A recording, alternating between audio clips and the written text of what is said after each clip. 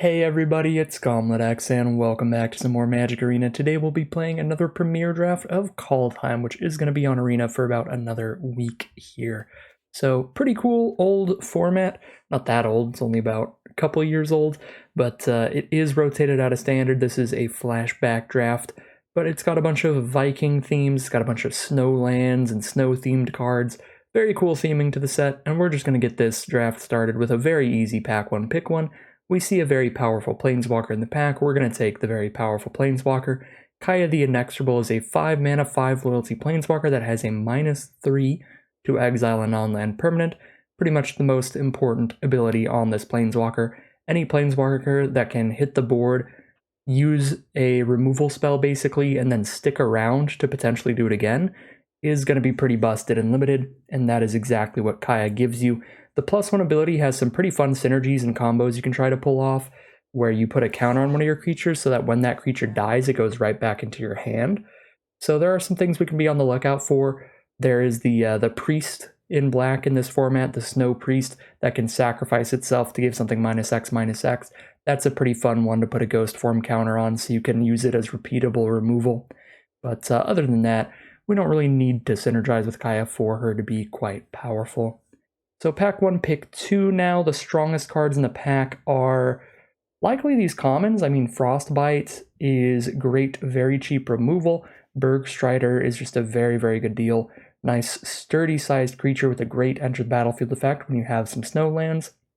And then Icespine Pillar is Icy Manipulator for snow decks, which is pretty powerful. There's also Sculptor Winter and Green being pretty good.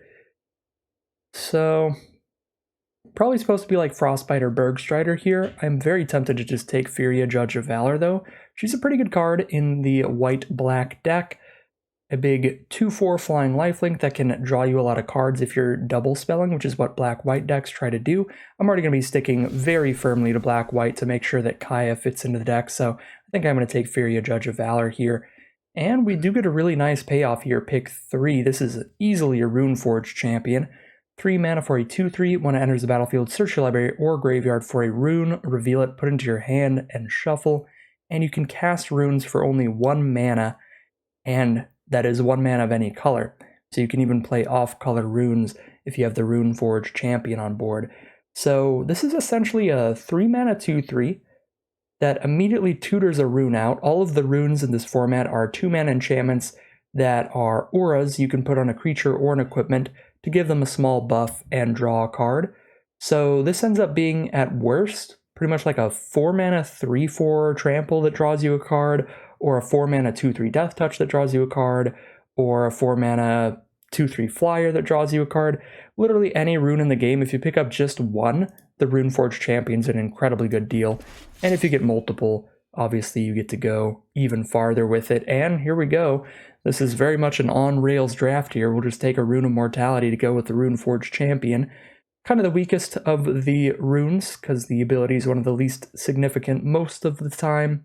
But it is still a pretty good deal when you've got a Runeforge champion in the deck. The Runeforge champion also makes it even easier to cast 2 spells in 1 turn, as the runes do in general. So we'll take Rune of Mortality here. Stalwart Valkyrie is another pretty great card for just aggressive decks in general. Makes it easy to cast 2 spells in 1 turn on turn 4, because you can cast this for 2 mana and then cast another 2 mana spell. But we're going to make sure we have some runes to go with Runeforge champion here. Alright, pack 1, pick 5. Elderfang Disciple's a pretty solid pickup. We could also just grab the dual land for us to help our mana base. Even if we're just 2 colors, we do have some difficult mana costs here. We have 2 cards that need both white and black, and one of them requires 2 black sources. I think I'm going to just take the mana fixing here, and this will also be helpful if we end up trying to splash into a 3rd color, or if white or black ends up being our splash, then it'll be tremendously helpful. Again, Elderfang Disciple, Snowfield Sinkhole, the main cards competing. Jarl's also okay, but we'll take the Sinkhole here. Now we are in pack 1, pick 6, and there's not really much left in this pack. The best cards are pretty filler red creatures, like they're solid filler red creatures, but I'm not a big fan of Draugr Recruiter. It's very, very slow. Not a huge fan of Valor of the Worthy unless we're really trying to double spell, because it is a 1 mana spell for those purposes. Take a snow-covered plains in case I get some cards that want to use snow mana pretty heavily. Do like these spell lands quite a bit. Actually, Serpent Frostbite is probably my favorite card in the pack, but that's for a very specific archetype that we are not in. It's really good in blue-red giants and solid in multicolor snow decks. Yeah, I mean, just Plains or Valor of the Worthy, I guess. Not much going on here. Take the Plains. If we get any of the Snow Priests, that is a common in black, that's 1 and a black for a 0/4. It sacrifices to give something -X/-X, where X is the number of snow lands you control. So we would want a lot of snow lands for that, and that does synergize well with Kaya. So I might be considering picking those up a little higher than normal. Here we'll go ahead and take the solid 2-mana creature. Again, we want to make sure we have a lot of 2-mana creatures for sure, and a few 1-mana cards if we can, to work with our Furia Judge of Valor. So we have some cheap spells to double spell throughout the game. So Beskir Shieldmate fits that role well. Another Beskir Shieldmate's a pretty easy pick for us. There's Invasion of the Giants, which is fine. It's exactly fine. It's not like a reason to jump into blue-red giants, but if you're in blue-red giants, it's a pretty good deal. So that's the next best card in the pack, and it's completely off of what we're doing right now. There's Augury Raven, Grizzled Outrider, Disdainful Stroke all being solid. But Shieldmate is solid too, so not a bad deal at all there. Could take Giant Ox here if I want to be open to running any Colossal Plows I get in the future. But I could also take the Code Spell Cleric, which is a pretty big enabler for the double spell archetype because it's a 1-mana creature. So it's pretty easy to cast alongside a 2-mana card on turn 3. Kind of want to get a little more goofy and take the Ox in case we can hit a Plow. That's almost definitely wrong, but I'm feeling a little goofy today. Again, I would recommend taking Code Spell Cleric here, but I'm going to take the Ox anyway in case we get Colossal Plows, just because that just seems fun to me. Take the Starnheim Courser here. Solid little flyer, makes your artifacts and enchantments cheaper. Does make our runes cheaper, which is cool. Story Seeker is a premium card. 2 mana for a 2/2 lifelink, just very good at racing and aggro matchups. Very happy to see that one. We'll take some nonsense. If you ever want to see how many cards you have for your collection, just hold down the Alt key during your draft. Check mark just means 4 out of 4, so it doesn't matter what we take there. Or here, or here. I guess we have a little bit of blue-red nonsense in the sideboard. Alright, let's see what we've got now in Pack 2. For Pack 2, pick 1, Shepherd the Cosmos. Almost definitely going to be the pick here. If you foretell this card, it's just an absurdly good deal. You foretell it for 2 mana, and then on a later turn, you spend 4 mana to get a 3/3 flyer and return a permanent with mana value 2 or less from your graveyard to the battlefield. So essentially 4 mana for like a 3/3 flyer and a 2/2 lifelink, basically. Or a 3/3 flyer and a 2/1 that turns into a 1/1 when it dies. Either of those is an absurdly good deal. This is just an excellent, excellent card for reestablishing a pretty scary board state after your early aggressive start has been stopped. So we'll take the Shepherd of the Cosmos. We would love to wheel Wings of the Cosmos. Don't think that'll happen. This is just a tremendously efficient combat trick, which is exactly what you want. Again, for casting 2 spells in 1 turn. For only 1 mana, giving something +1/+3 flying and untapping it. It's a combat trick that fights on a lot of different fronts there, a lot of different aspects. Stalwart Valkyrie super tempting, but I think I'm going to go Feed the Serpent over the Valkyrie. I don't think we'll wheel it based on how last pack went, but I like having some pretty great removal, and right now we only have Kaya. So I'm going to make sure to have the Feed the Serpent as well. That's about it here. I'm not going to take Starnheim Courser over Stalwart Valkyrie. We'll take Feed the Serpents. Feed the Serpent and Valkyrie, the main cards competing. And hey, here's a Black Mythic rare getting passed to us, and it's a pretty strong one. 6 mana for a 6/6 flyer that search for exactly 2 cards with different names when it enters the battlefield. Your opponent puts 1 into your hand and the other into the graveyard. So you get to cast this and then get your next strongest 2 cards. So we cast this, reveal a Kaya and a Runeforged Champion, or a Furia Judge of Valor and a Runeforged Champion, and we draw one of those as well. Really ridiculous card, definitely the pick here. Really need to make sure we get some more 2-mana creatures where we can here, but I'll take Bound in Gold for another solid removal spell. Because there are no good 2-mana creatures in this pack. Funeral Longboat can be okay, but it's not really a creature by itself. Giant Ox isn't looking like it's going to super work out. But yeah, we've got excellent late game for a black-white deck right now. All right, we have a Shepherd, a Burning, Rune Demon, a Furia, a Kaya. Got this great 4-mana removal spell, 3-mana removal spell, and a Rune. I mean, the curve looks pretty good right now. But if we're going to add more of anything here, it's more 2s and 3s. Ideally, stay aggressive. So we do have that Priest of the Haunted Edge, which is a really fun combo with Kaya, but we only have 2 snow lands right now anyway. And it's not great without the Kaya, especially because we are looking a little more aggressive, so I might just take the Goldvein pick instead. This is just a great card for any deck in the format. Helps you splash in random stuff, and even if you aren't splashing in stuff, being able to slap this onto one of your creatures, get a little more aggressive on a Starnheim Courser or something like that, and use the treasure tokens to dump your hand out a little faster. It's still a great way to use the treasures, even if you're basically sacrificing them for colorless mana. Just speeding your hand out even faster is great, and we are very happy to see a pick 6 Bound in Gold. Things are going very, very well over here. Could take Snow-Covered Swamp or Priest. I can also take Death Knell Berserker, though, which works well with the Goldvein pick. And again, I think Kaya's already perfectly powerful without doing Priest of the Haunted Edge stuff, and we only have the 2 snow duels, or 2 snow lands, period. I'm going to take the Death Knell Berserker, make sure I have a lot of 2s and 1s, and here's a 1-mana card for us, Wings of the Cosmos. Very efficient combat trick, we get that pick 8. Very happy to see that. We did wield the other Wings of the Cosmos, so we'll run that as well. We wield the Starnheim Courser, and this has been a nice, simple draft for us. Very on rails today, but our colors are wide open. We get a Story Seeker pick 12. We got this Burning Rune Demon like pick 3 or 4 or something. Things are going pretty great all around. And we have enough cards that I could have an entire 23 card deck here, just put an Ox and a Longboat in there. So the next pack is all just going to be making the deck better. Getting more options of what we want to do. I don't even know what we need. I mean, we have 3 great removal spells in Kaya, which is like 5 removal spells. Well, what we need is not anything that's in this pack. I mean, we could use Akoma's Faithful, but I'm happier with all my other 3-mana cards. Like, I'm more happy with Runeforge Champion and Double Courser there. Really don't need it. I could take the green rune. I can cast it when I have Runeforge Champion on board, or if I get treasure off of Goldvein pick.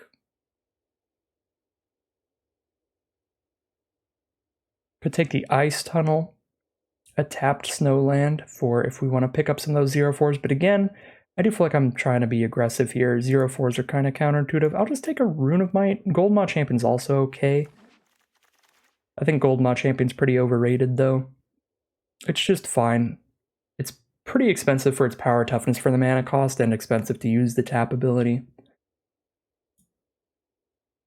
Like, it can help clear the path to get exactly enough damage in later in the game, but it's not the kind of ability you want to be using like turn after turn, when you need to just be setting up more power toughness on board.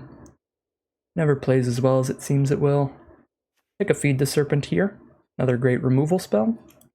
And that is something that we have in spades now. Snow-Covered Plains versus Shimmerdrift Veil mainly. I'm not really going to run a Spectral Steel, a Return Upon the Tide, or a Valor of the Worthy here.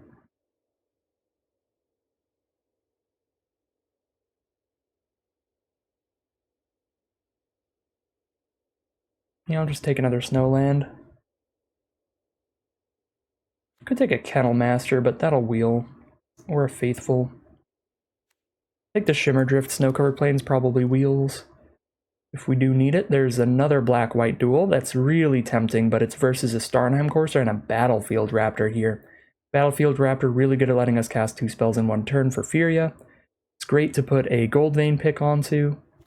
Great to put a Rune of Mortality onto. First strike Death Touching Raptor. Sure, we'll go with the Raptor here. Sorry, Snowfield Sinkhole. But yeah, I'm only really taking snowlands when there's absolutely nothing else to take, because we don't have anything that even needs it here. They're just kind of getting added to the deck for an absolute backup plan of being able to use the 0/4 priests with Kaya, but again, we look like a pretty aggressive deck that doesn't even really want to do that. Faithful versus Wings. 12 creatures here. I guess I do need some more filler creatures. Try to get up to 15-ish. Take a Faithful over a third Wings of the Cosmos. Does Master Scald work with anything in this deck? Return an artifact or enchantment from grave to hand. We do have 2 Bound and Golds. So if our opponent, like Broken Wings is a Bound and Gold, I guess it could work. Or if they Broken Wings are Gold Vein pick. Way Down's okay, but I already have double Bound and Gold, double Feed the Serpent and Kaya. I think I take Master Scald here.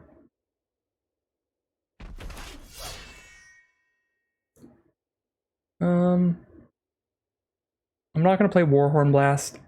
I might play Valor of the Worthy.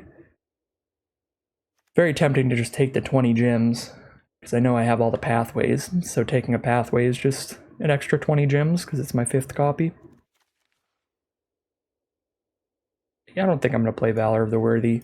I know myself too well. Even if I should play Valor Worthy, it's likely I'll just cut it. There's Priest, go with Kaya. We've got 3 snowlands, we're likely to get a 4th or 5th. Means on average this will be -1 to -2. Still doesn't feel like it makes it there. Could be so deep into snow. I'll take Faithful. Now we'll take a Gold Maw Champion.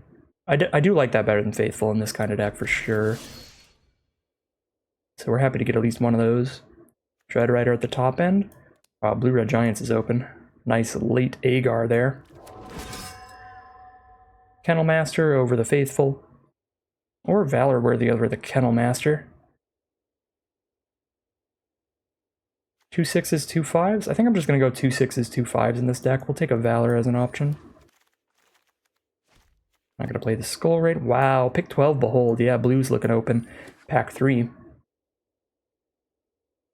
Black-White was looking super open pack 2 though, so I'm really not unhappy with where we are. Pack 2, we got like a lot of Wings super late. We got Burning Rune Demons, several picks into the pack. Pick like 6 Bound and Gold. There's just a lot of different places we could have been here. I actually think I will play a Grim Draugr. Somebody took that Snow Plains, that's kind of wild.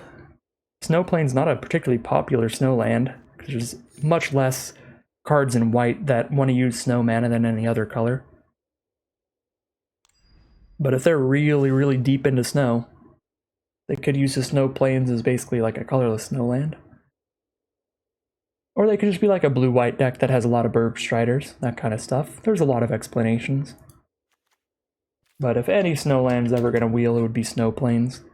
So now we have 18 creatures, so I'm just going to probably cut one of these Faithfuls, be at 17 creatures, 16 creatures after we cut a Dread Rider as well. Seems fine. And then we cut 4 non-creature cards. With no graveyard recursion, I'm very tempted to just cut this Faithful as well.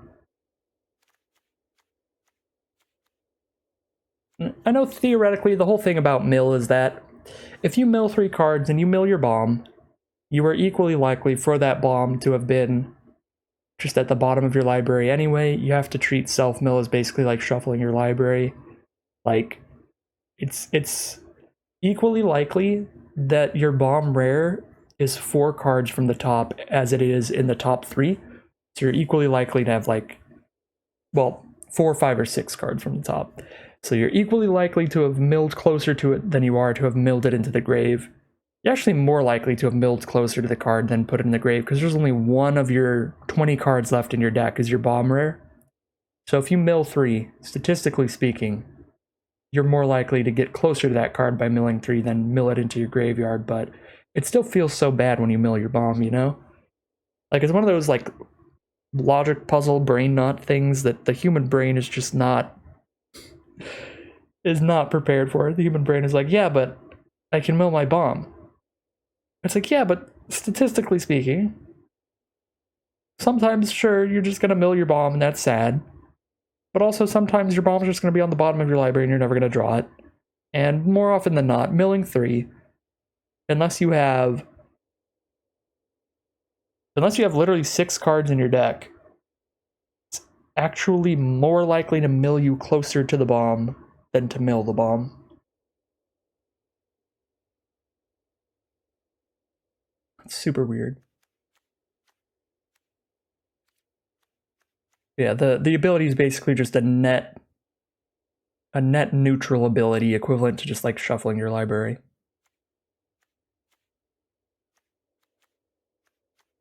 So in our deck, it's like a 3-mana 3/1 with no text, which, well, a 3-mana 3/1 lifelink with no text, which feels like the cut still.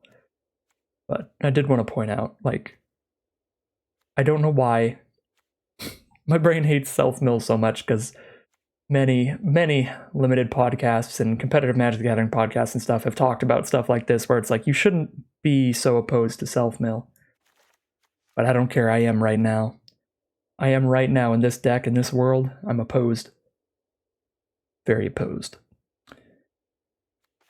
Alright, I'm gonna cut that, and then gotta cut 3 more cards, probably Valor of the Worthy.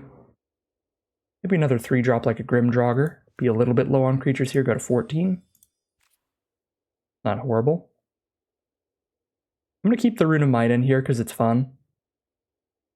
I don't know if it's the right thing to do. We have 2 different ways to play it. I guess 3 with Shimmerdrift Veil. We have Runeforge Champion, making it just straight up castable. Goldvein Pick, giving us treasure to put this onto the pick, which is really good. And then Shimmerdrift Veil, we could put on green if we already are good on our main colors. And then I'm not going to run any forests. I think I'm going to keep the Rune of Might in here. I just don't know if it's right. But I don't care. It seems fun. Seems fun for sure. At the very least. It's so hard to make room in this deck. Shepherd's basically a 4-drop. I'm pretty much always going to foretell that. Gotta cut another non-creature card. Yeah, I guess the problem is here that I'm trying to fit in 4 removal spells, 2 combat tricks, and 3 equipment/auras. Hard to make the room for sure. Definitely can't cut a land. We have good 5s and 6s. Even with a Goldvein Pick. I guess I could cut one of the wings and focus on primarily double spelling with a bunch of 2-mana stuff for Furia. Yeah, I don't need to double spell that desperately that I need a ton of 1-mana stuff to do, because I only have the 1 card in the whole deck that cares about casting 2 spells in 1 turn. It's a really good one, but still. Really good trigger to try to hit. I think we're going to roll with it like this. We are going to cut those 2 forests for a Plains and a Swamp likely, though. So 16 white cards, 7 black cards. Got these double blacks, though, with Feed the Serpent and Burning Rune Demon and Furia. Yeah, I'll go 1 of each. Puts us at 8 black sources, 10 white sources, and Shimmerdrift Veil. Seems good to me. That'll be the deck. Oh, one thing to mention here, though, we actually didn't pick up any cards that legitimately care about snow mana, so we're going to cut the Snow-Covered Plains.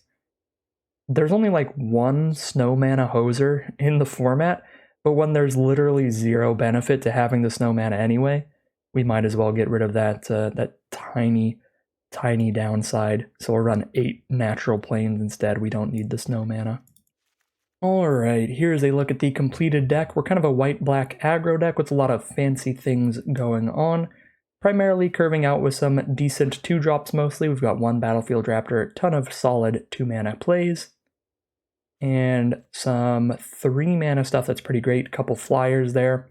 Goldvein Pick's going to be one of our best cards in the deck.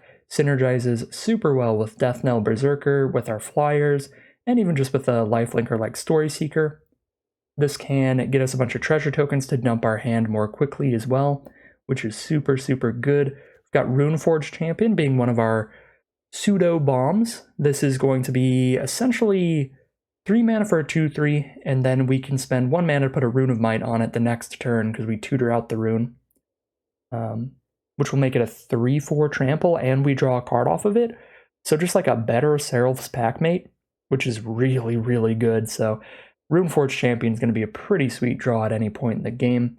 Goldmount Champion keeps things tapped down. Shepherd of the Cosmos, huge late game flyer. We do have a lot of nice flying threats. We even have a Furia, Judge of Valor, and a Burning Rune Demon at the very top of the curve. So a lot of flying going on to get through board stalls, to get over maybe some giants and stuff from our opponents. So a lot of great ways to hop into the sky, get a lot of damage in. Of course, that Gold Vein pick to add to that damage. Rune of Might we can put on the pick, either with a treasure token or with Runeforge Champion's ability. And yeah, just super aggro stuff. A lot of stuff getting in the sky. Good amount of removal spells to clear the path. At least enough to definitely kill anything with flying my opponents have. And then, of course, our biggest bomb, the Planeswalker Kaya the Inexorable. 5 mana to exile a non-land permanent and potentially stick around and do a lot more with some ghost form counters and potentially another exile effect. So super sweet deck today. Very happy to play with it, so let's just hop into the gameplay. Here we are in game 1 with, unfortunately, a super awkward hand. Our opponent's on the play, so we're on the draw, which is solid here, but we don't do anything till turn 3. Then we have a double black removal spell with only 1 black source in the hand naturally. So we just play a 3 mana creature, maybe nothing turn 4, then a 5 mana creature. Seems just unreasonably slow for the deck, and the mana is also bad with a double black card with 1 source. I'm gonna take the mulligan here, weirdly enough. It's also pretty high on mana again for aggro. Alright, ooh, alright, we're gonna keep this, but it is equally risky, because if we don't hit any lands for our first 3 draw steps, not dropping the Runeforge Champion is gonna be a pretty big deal. Gonna be pretty hard to hit double black. We'll get rid of the Feed the Serpent here. Master Scald can at least pick up a rune, so keep that in. Alright, we have 3 draw steps to get a single land. It can be any land in the entire deck. But if we get there, we are golden. Alright, there we go. Plains, good enough for me. Swamp would have been excellent, because then we could play our 2-drop as well. But again, Plains is still good for us. We can Runeforge, have both of our runes in hand to cycle both away to draw 2 cards. There's another land, so we can get to Master Scald. Search our library, grab the Rune of Mortality. If our opponent kills this Runeforge Champion, we are out of luck, though. So we can't cast these runes.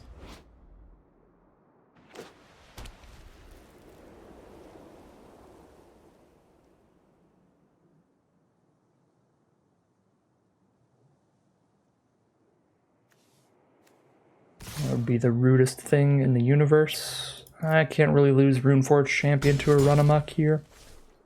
Or a Wings of the Cosmos. Alright, they just go Stalwart Valkyrie. Ooh, now I have a Gold Vein pick to put the runes onto? It's gonna be pretty slow. That's actually slow enough. I think I need to put the rune onto the Raptor, but then they can just start tapping it down with Champion. Right, I would play pick, put both runes on it, and then pass with just this board state still. We're getting curved out hard. Opponent on the play with aggro 2, 3, 4 here. There's a lot of pressure going on. So I don't know if we have time to just stack on the pick here. Doesn't really feel like it. Pretty big bummer. I think I can still put Rune of Might onto the pick. Could put Mortality onto the Raptor. See what we draw, hoping for Swamp. We do not hit Swamp. Now we go pick, land, Rune of Might onto the pick here. And then we just block their 2-2 with our 2-3 Runeforge Champion, make them use their combat trick. There's the Swamp for us. Pass turn.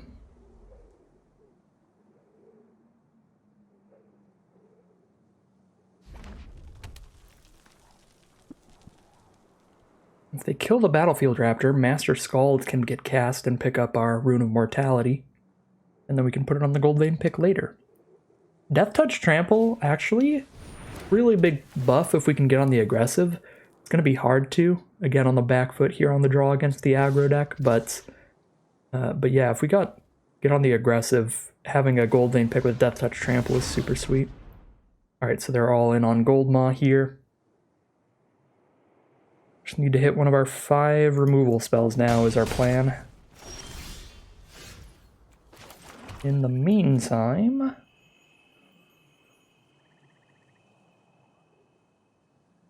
suit up a Death Knell Berserker, so I have multiple creatures that are big enough to block the champion. They attack, tap down Raptor, and then I block with Berserker.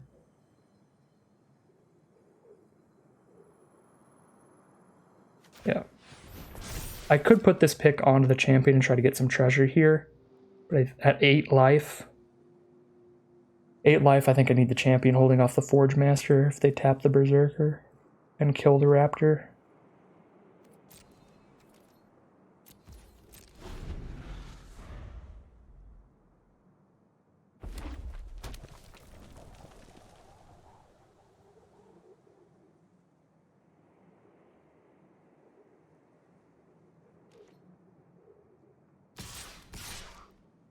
Champion Valkyrie coming in. Now they are probably using Run Amok. Run Amok's +3/+3. 6 power still kills champion.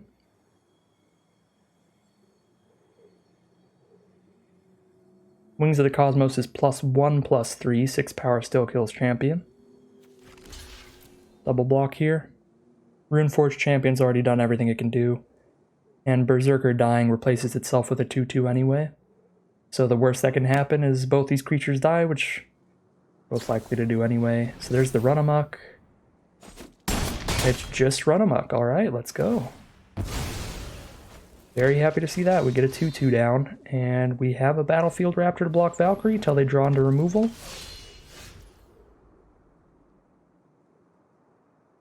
Again, Cole the Forge Master is a big meanie.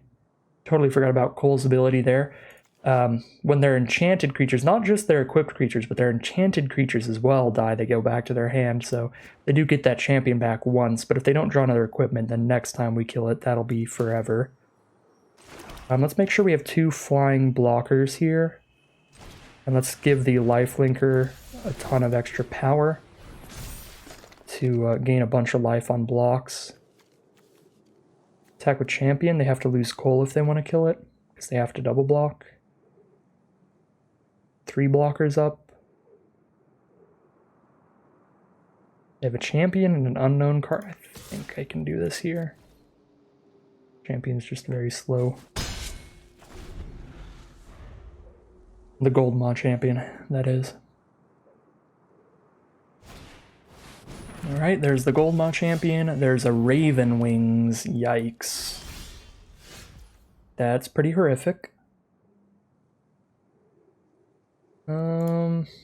Yeah, they can get their stuff flying now.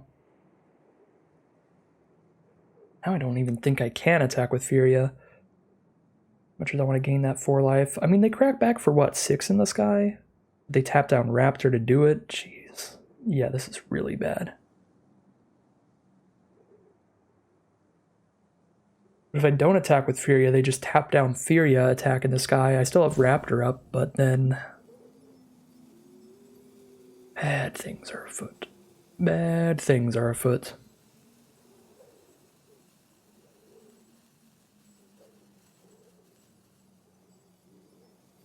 And for 9 life, take 6. They're at 12. You're at 3. I gain 4 and then take 6. Good gravy.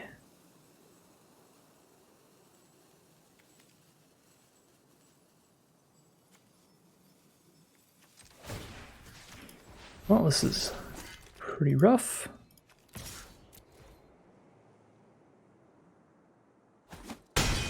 Send in the Runeforge, get the treasure. I do need to just make sure I have as many blockers as possible. Sorry, Rune of Mortality, if you die.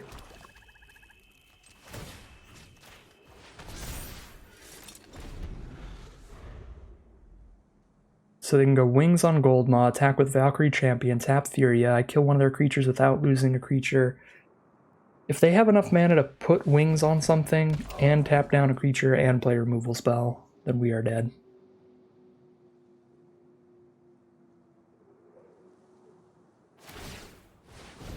Alright, Wings onto the Craven Hulk. There's a Bound in Gold for the Goldmaw Champion. Feels pretty good. They can't tap things down anymore. Obviously pretty huge.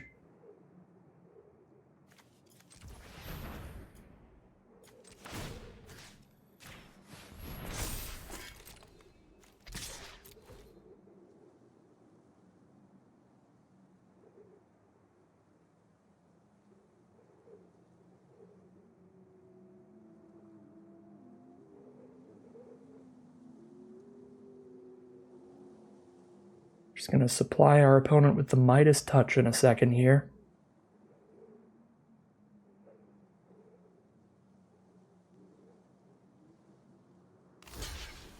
Alright, sure. Kill both of them. Trample for one. Oh yeah, Cole's stupid ability. Cole's going to make things a little more difficult here. Quite a bit more difficult, but even if I bind Cole in gold, it is still doing its thing.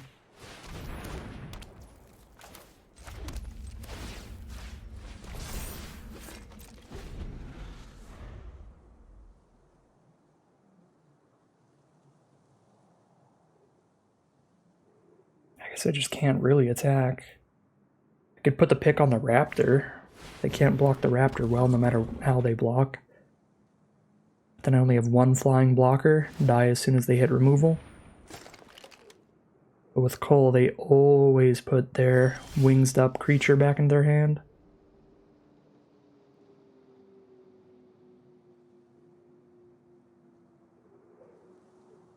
Yeah, attacking with Raptor just means I die to a removal spell off the top from our opponent.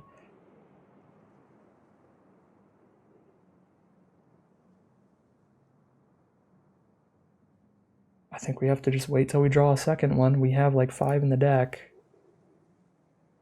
4 left now.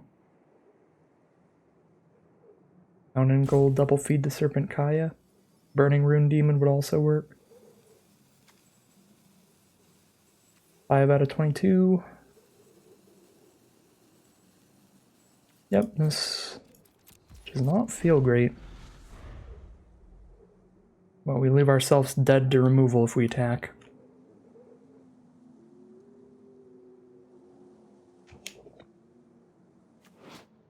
The Raven Wings to go with this Cole is just going to make it too hard to jam through all this stuff.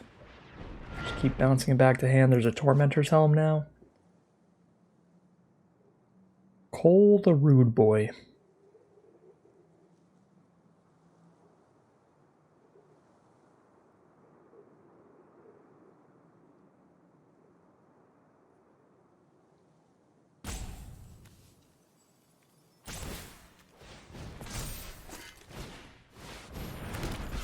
Yikes. Dwarven Reinforcements to go wide. There's the Burning Rune Demon.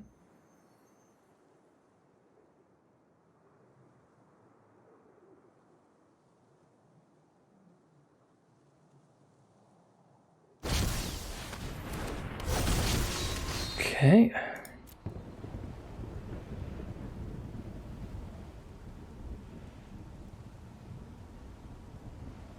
Take Feed the Serpent Bound in gold here. I do. Oh, they're just over it. Alright.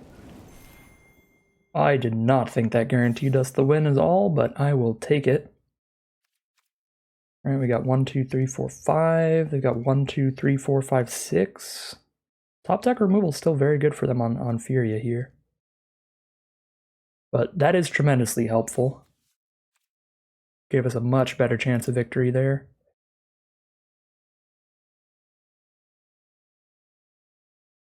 I think we are on Feed the Serpent, Bound in Gold. If they give us Feed the Serpent, we hit Cole. If they give us Bound in Gold, we hit the Valkyrie, then they can't block in the sky this turn.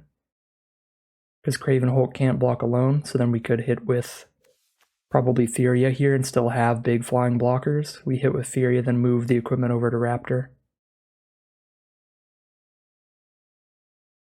Alright, I will absolutely take it there. Nice victory in the end of a very long, hard-fought game. 1-0 to start it off, heading into Game 2.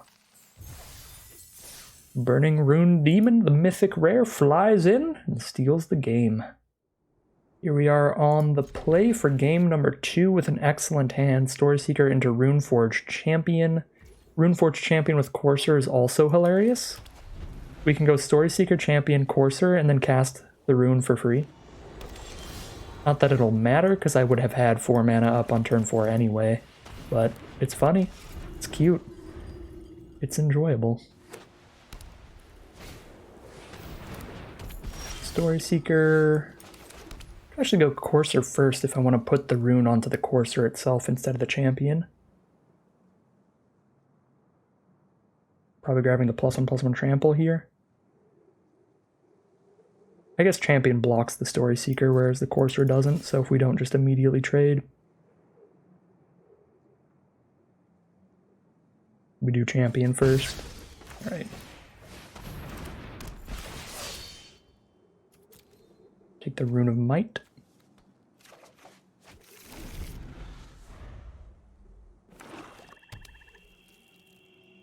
I don't think there's removal that'll kill the champion in black-white. Hey!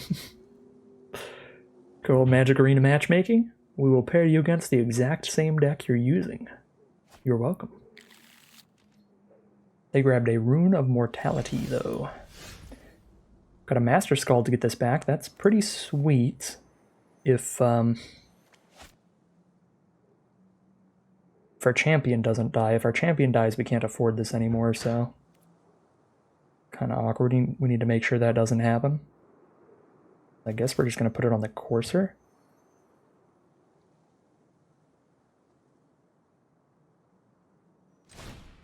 Do this before I draw the card in case I hit one of my tapped lands. Shepherd of the Cosmos is what we hit. Okay.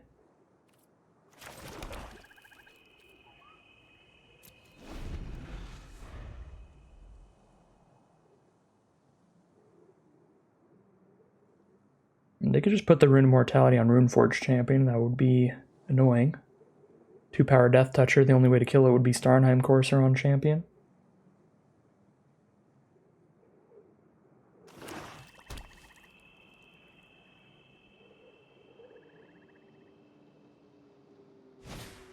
Battlefield Raptor. Well, we are back into the wait game for removal spells.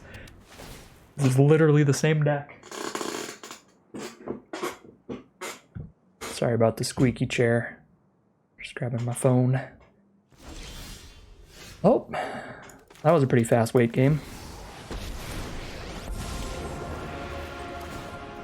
That was a pretty fast waiting game. I think we just protect Kaya now.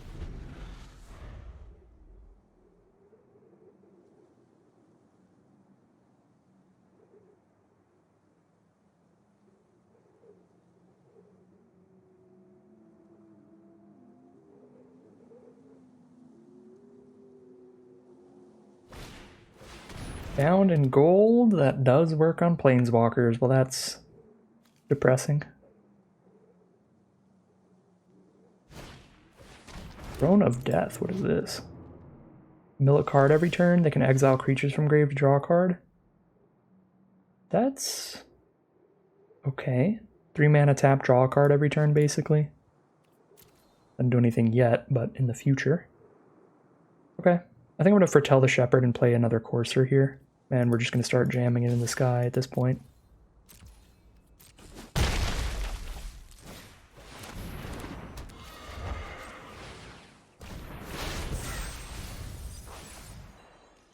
They did mill a creature, so they can go ahead and use the Throne of Death to draw a card if they want to, but that would take most of their mana. 3 mana tap, draw a card.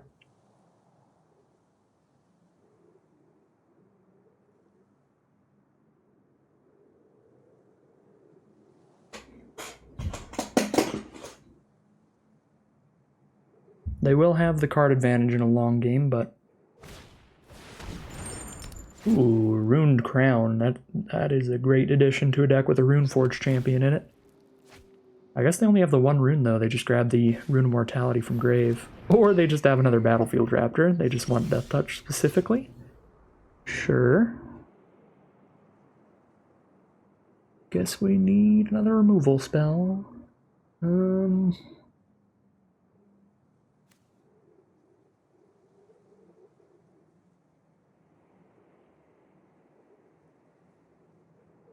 of these other cards really affect the board much. Except Master Skull does a little bit, but I'd like to get the value of getting my rune back after it's dead. But I guess Shepherd can get that back too. Yeah, let's play our 4/4. And this way I also have the ability to double spell later. If I draw like Furia next turn, I could play Furia first.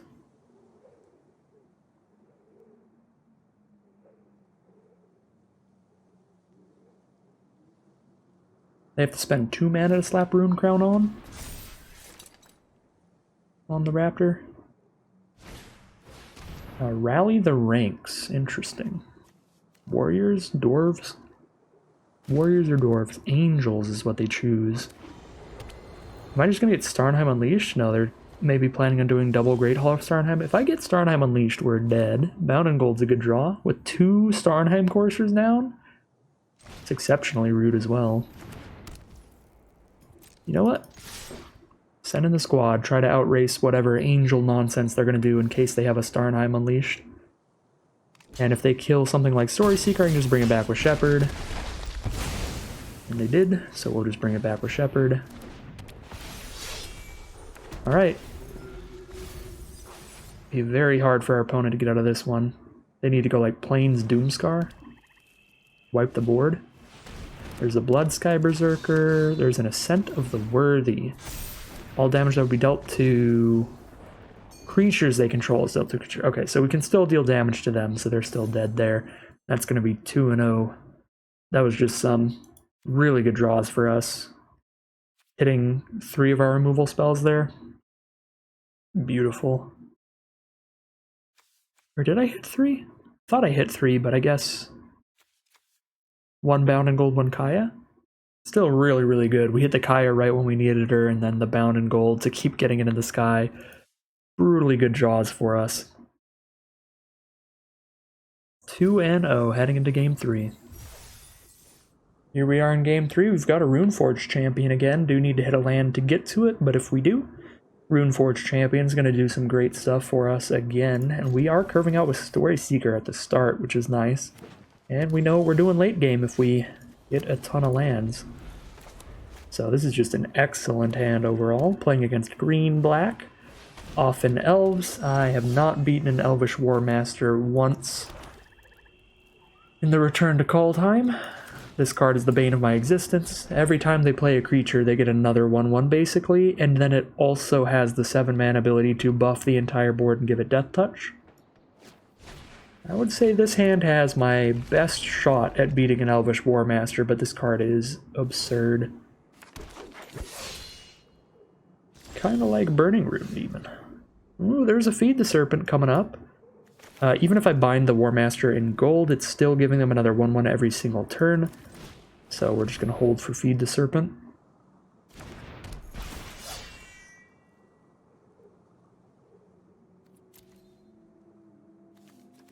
I'm tempted to go Rune of Mortality, so if my Runeforge champion dies, I can still cast it. Because next turn I'm just going to cast Feed the Serpent, so it's going to be a while before I actually use the rune. So I think I'm going to take the Rune of Mortality. Play it safe.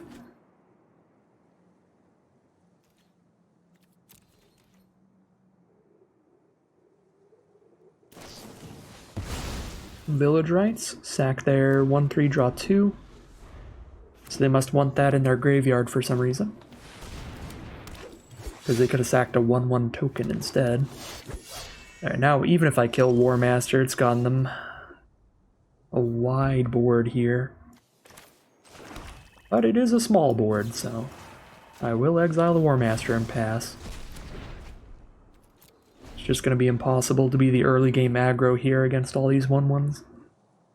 Gonna have to grind out a long one, but I think our deck is solid at that just because we have a lot of flyers in it. They're gonna raise the Draugr, pick up Vandal plus Elderleaf Mentor is their plan here, most likely. Probably why they're filling the grave, something like that. Starnheim Courser lets me play the rune for free, which is fun. And then I could hit my land for turn and play the Berserker as well. Although, I don't really want to put the rune on any of these creatures. But I might as well. Kinda gotta cycle it. Kinda do need to cycle it here. Get a Death Touch Flyer, and there we go. There's the land. We'll play the Berserker. I could play Bound in Gold, but I'm not going to bind the 3/2. I'll just trade my 2/2 into it. 1 mana away from Burning Rune Demon now. Obviously a pretty sweet play when we get to it.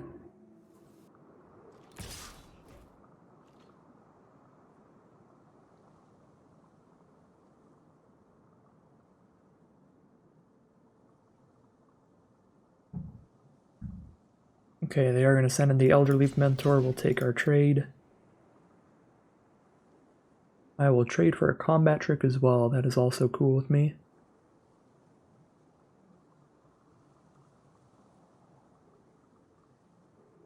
They are considering it for sure.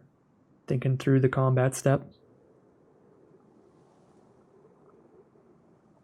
I'd be happy either way. Looks like we are just going to trade for the Mentor itself. Skemfar Shadow Sage. That's pretty good with a lot of 1/1s on the board. Shoot us down to 17 life. Start getting in with the Starnheim Courser. We play Story Seeker and Champion and have blockers for most of their nonsense on the ground.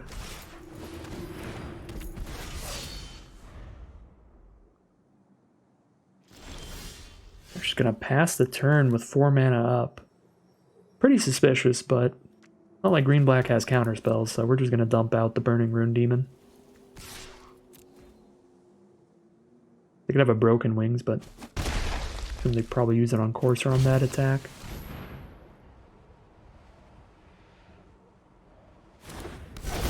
Alright, Burning Rune Demon, what do we want here? I actually already have a Bound in Gold. I don't need removal that badly, and if I pick a Kaya, they're just going to shove Kaya in the grave. Runemite Goldvein pick, maybe? They give us probably the rune, but then we cast it for free and immediately draw a card. So the rune is just straight pretty good. What's our grave here? 2-drop stuff. I could just go Shepherd Kaya or something. They kill Kaya, but then I have a Shepherd, which is pretty busted. Probably supposed to go for just really strong stuff in general, even if one of them does get milled. Shepherd Fury is also cool.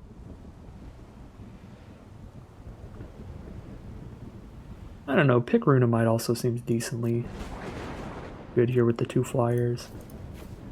Let's do that.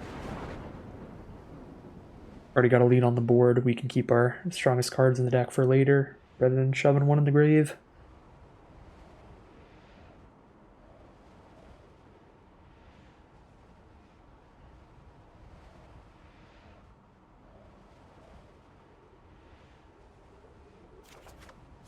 Give us the Goldvein pick here. Fair enough.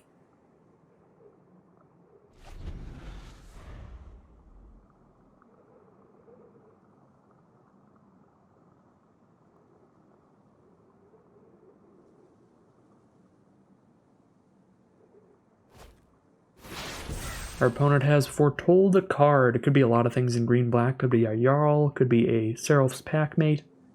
Either of those could have been castable though for 4 mana, so... Could be their combat trick, +4/+4. Something like that. Not a lot I can think of. That would be to deal with a flyer here, so... Yeah, we've got 2 removal spells back up. We just keep jamming in the sky until they die. That is the game plan. We're hitting for 9 damage a turn, so we just attack twice. And we're there.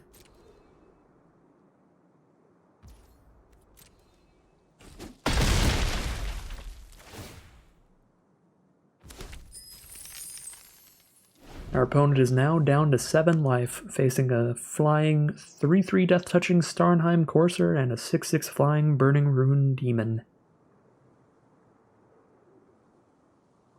Still stuck on 4 mana, it looks like. Pass turn. Send in the Shadow Sage. Send in the Shadow Sage? Guess that's what I was trying to say. The Saddled Sage. Is that the alternate name?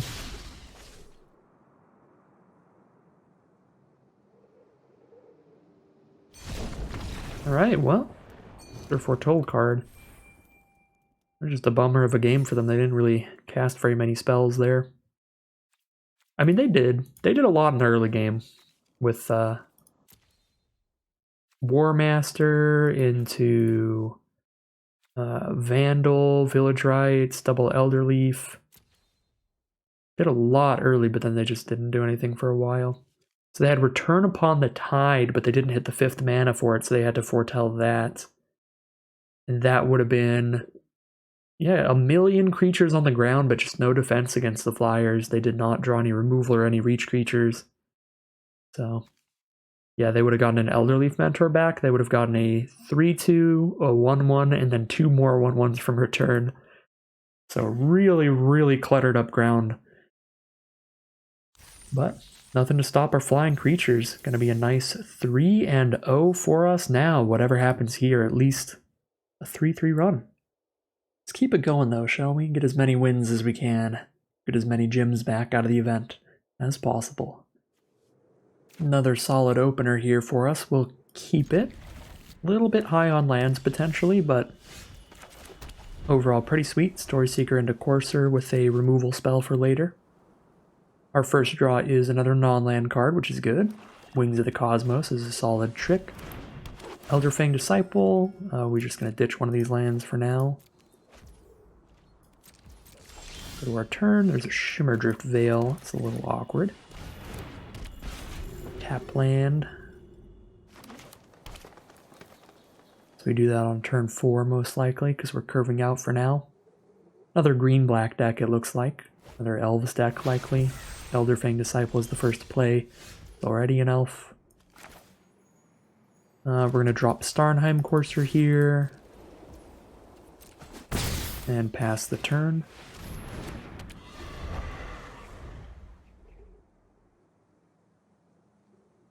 Gonna have to Shimmerdrift Veil for the second black source, because I've got a lot more double black cards than green cards in the deck. If I hit a swamp naturally, though, I can Shimmerdrift for my 1 green source. For the 1 rune. This is suspicious. Probably Jarl of Forsaken for the combat trick there. +4/+4, or destroy a creature that's been dealt damage as their Foretold card. Or they're just bluffing it. But that seems unlikely.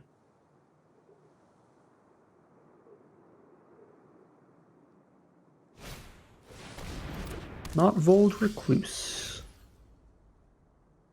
Is that annoying enough to bind in gold? I think it is.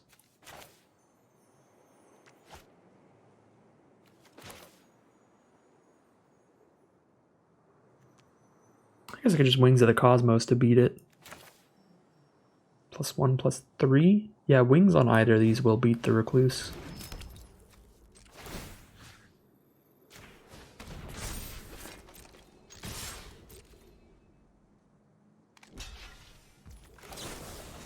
I guess I probably should have put the pick on the Storyseeker. So I would actually get the treasure and get a little bit more lifelink here. Or life gain here.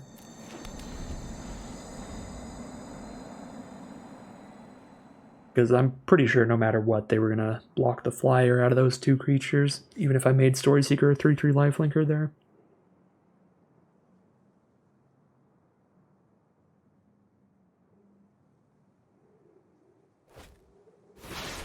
And then even if they did choose to block Story Seeker, we would have gained 4 instead of just 2, and still hit just as hard.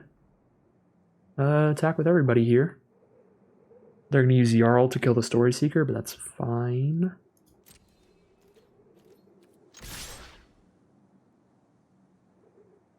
I'm going to bound in gold a 1/1 just to stop them from Jarling the Story Seeker away. Just keep the bind in gold to get rid of anything they try to use to block my flyer. Hey, Jarl.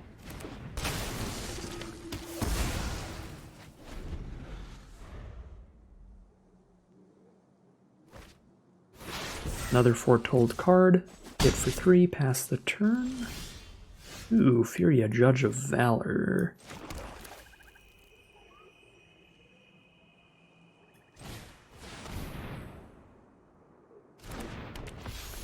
Furia converting my second spell into card draw makes it very tempting to bind the Jarl. I guess I'll wait till post-combat.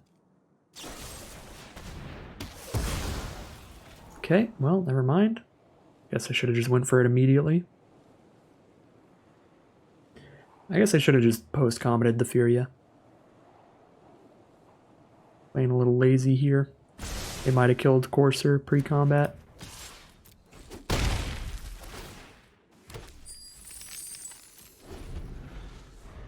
Probably not, though. Most players just wait all the way till the end step and then do it. Just take the extra 3.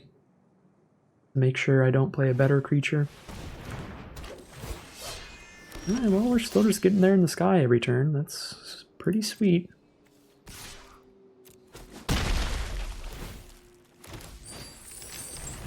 Here's a shield mate. 2 power is already enough to block everything. Not going to move the pick around.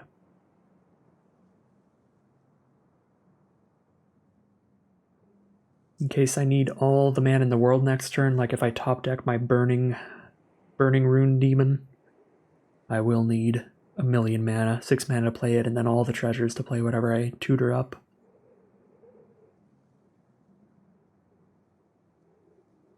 I wouldn't have the mana to spend moving the pick around again.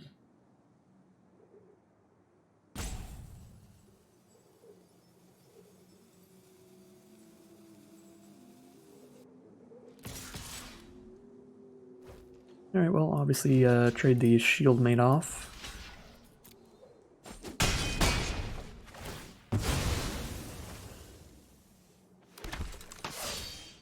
Chose to trade with the Jarl in case this opponent also has the, well, that's annoying. In case they also have the thing that returns an elf from the graveyard. Because then if they pick up the Mentor, that's just 1,000,000 creatures. They're still on a 4-turn clock here.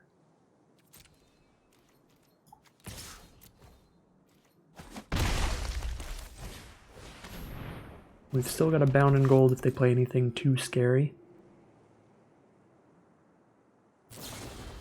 Raise the Draugr, that's super nasty. Now we don't have a bound in gold anymore.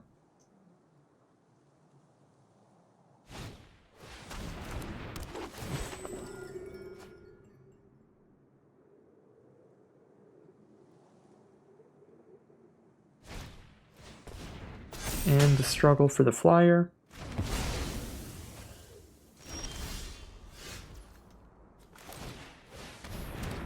Champion's pretty whatever here, we'll just pass.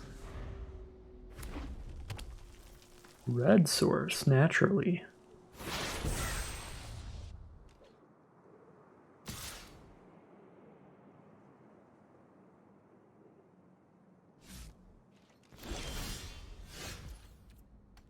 Hold this for Elderfang Disciples.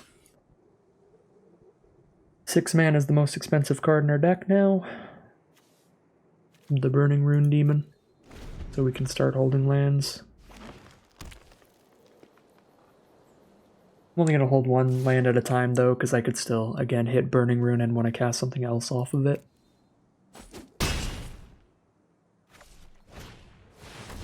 There's a Lindworm.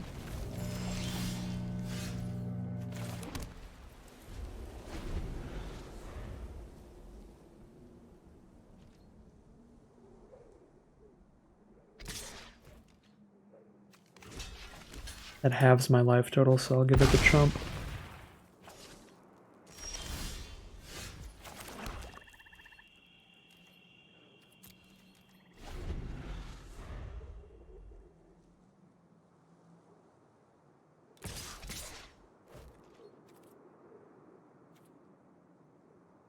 Die to a combat trick here.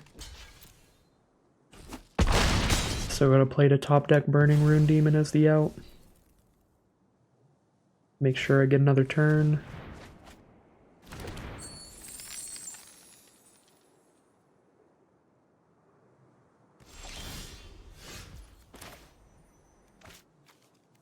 No, it's a lot better than our last couple draws. Can pick up a Shield Mate, I guess? 2 mana value card. So a Shield Mate or a Story Seeker. Just can't outrace all this though. A little bit of gas, but not enough. Especially because they have another Foretold card that's probably another Poison the Cup or Struggle for Skemfar.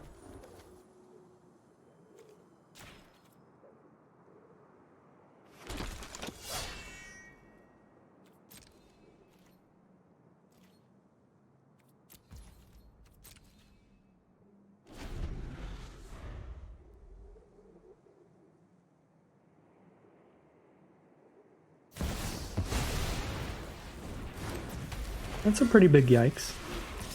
Big Hasty Dragon says what's up. They have the combat trick, they've just got us now. They do not.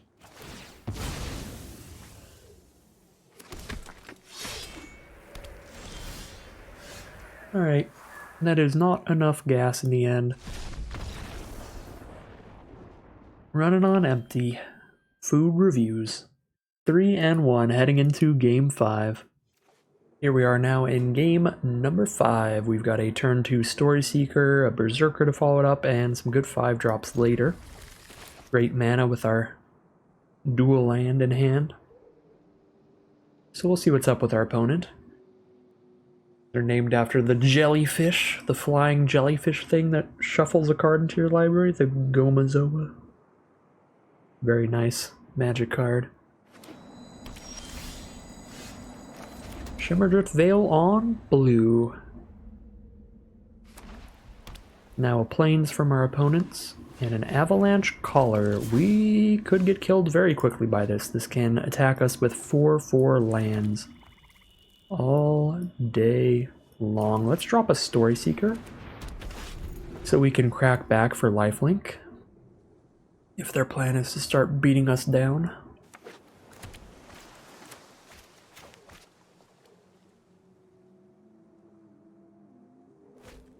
Foretell a card. They do not have the mana up to activate a land now, so I can just get in and gain 2 here.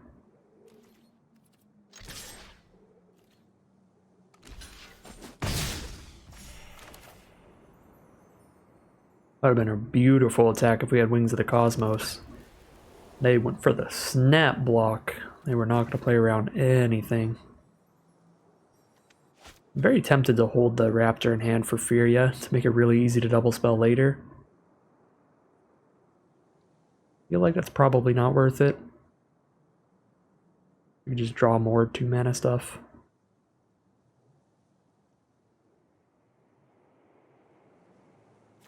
Yeah, I think we just keep curving out here.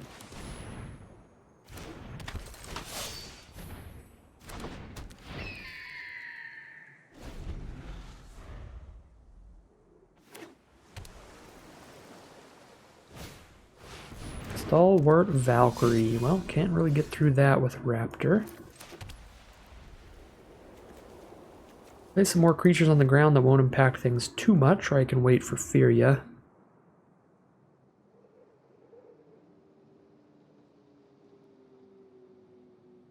I guess I should have played Berserker because it can actually attack into the Caller.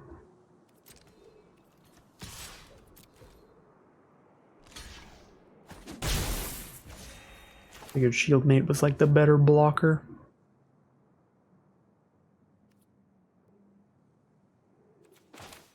Guess I'll play. I'm gonna keep playing these. slam out with everybody. We might not even hit a land next turn, in which case I'll just have skipped this turn to not even put a Furia out to try to double spell with in the first place. It's just so bad if I choose not to cast those and then just don't draw land. It's horrible. Yeah, we didn't draw land, so we're all good with that line. They've got an Avalanche color back. Stalwart Valkyrie. Put this pick onto the Berserker and then move it over to the Raptor on blocks. Seems reasonable. I could also put the pick onto a shield mate so that I attack with more creatures here. But then Berserker dies without giving me a zombie. But that's if it trades into Valkyrie, which is still a good deal, so... yeah.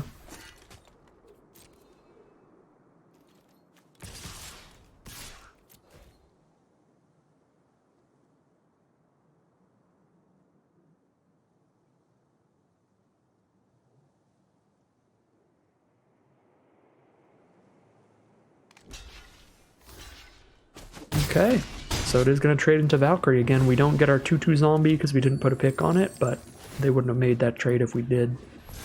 So we got a Valkyrie out of here. Super nice.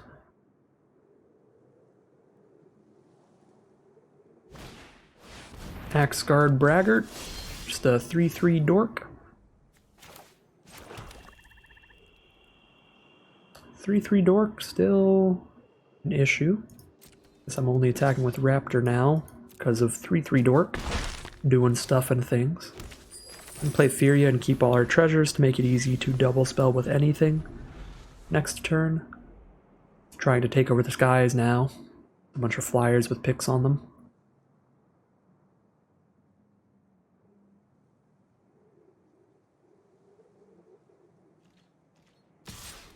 Send in the Braggart because it untaps itself and puts a counter on it.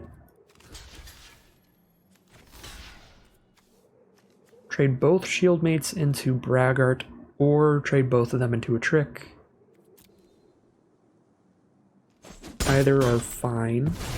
Okay, we're going to trade them both into the Braggart. That is better than trading them into a trick, so I'm pretty happy. But again, even if they traded into a trick, it would be okay, because they replace themselves with those 1/1s. We do need to keep in mind, if we wanted to make any attacks on the ground, that anytime our opponent has the mana up, they just get to make 4/4 blockers as well. So, they don't have the mana up here. I can't double spell unless I get a treasure token. And I can't get a treasure token unless I move the pick to Furia. Or even then I couldn't. Yeah, that's rough. No double spell here. No artifact or enchantment to pick up with Master Scald.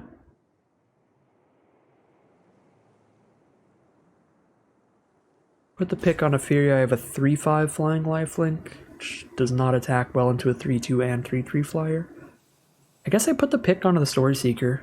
We just trade up into a flyer. Because again, they don't have the mana to actually block with a 4/4 land this turn. Yeah. We either get a treasure here, or we actually trade up into a flying creature to get those out of the way for our flyers. Feels pretty good.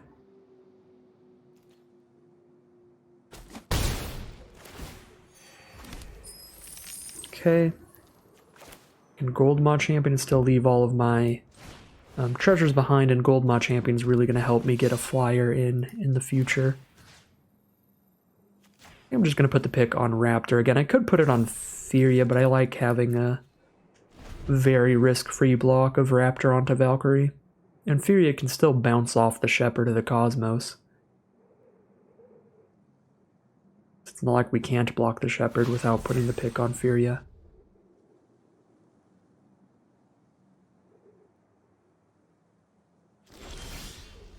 Another Story Seeker. Not bad.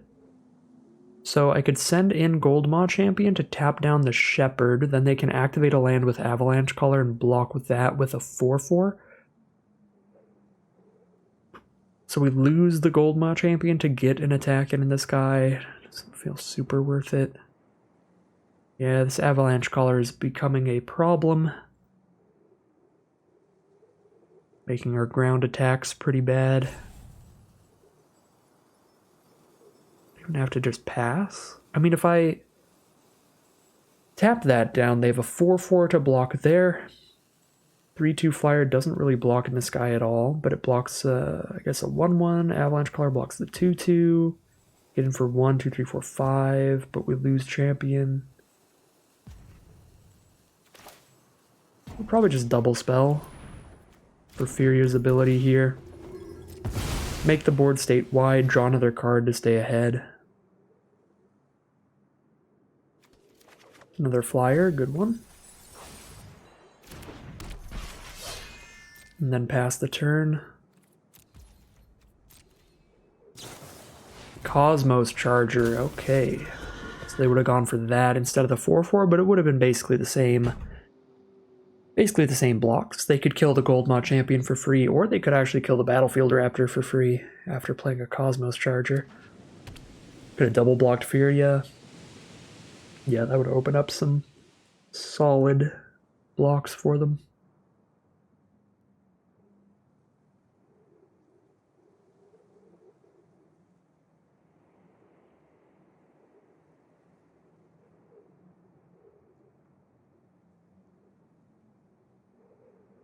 They have 2 cards in hand here. They have 2 untapped Snowlands and 4 extra mana to activate both. So if they don't cast anything, then we know they can just make a couple 4/4 blockers. We're just going to put a Rune of Mortality on the Gold Vein pick now, and that's going to make Battlefield Raptor just an unstoppable attacker here. And it's going to double spell with Furia. And we pick up a Runeforge champion, which will double spell again next turn easily. And put another rune on the pick. Which will be super absurd. Oh, we hit the land. We could even do the champion right now to do Death Touch Trample on our pick. Then I'm losing a double spell for extra value next turn. It's gotta still just be worth it to immediately pop this thing down.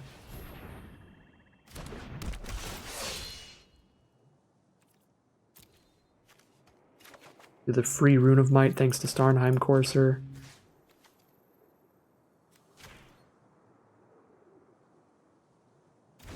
Super nasty Death Touch Trampling Battlefield Raptor.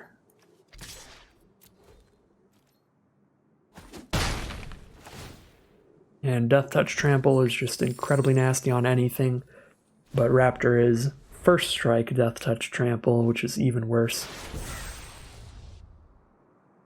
Or even better, depending on what side of the table. Oh my god, now we have a Kaya. 1, 2, 3, 4, 5, 6, 7, 8, 9, 10. They can activate 2 lands as blockers. 1, 2, 3, 4, 5, 6. Still don't think we're quite going wide. So probably just going to send in the Raptor and then post-combat Kaya.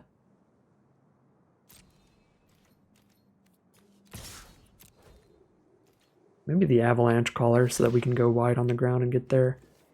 This is going to be a trick. They're going to blow up the pick here. If they don't blow up the pick, they just lose all this. I'll just order it like this, because if they blow up the pick, then the Raptor's going to die no matter what way I order it. It's not going to kill anything. Iron Verdict. Okay. Fair enough. I mean, the pick's even just good on stuff on the ground now. Actually, don't even know if I play Kaya. Or if I...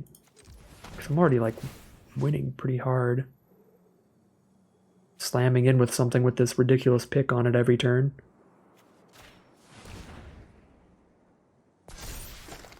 Maybe I'm just putting ghost form counters on stuff? Okay, they're just going to scoop them up.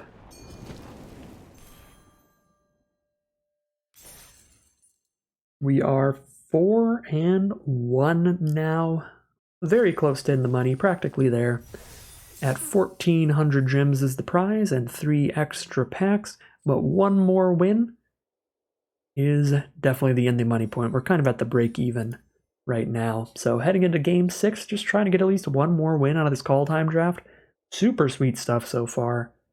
The Runeforged champion just slapping some runes on a gold vein pick has been incredible for us, and obviously drawing the bombs here and there has been absurd. I guess Runeforged champion sort of qualifies, but Kaya and Burning Rune Demon definitely. Here we are on the play for game something. Game 6, I think. This is a definite keep. I'm actually going to Shimmer Drift on green, because we already have the double black. I don't think I have any double white spells in this deck. And just in case they kill the Runeforged champion here. And it could also confuse them as to the contents of our deck. We're actually green, white, splash, black. Don't tell them. Shh. We got the green-blue pathway to start it off.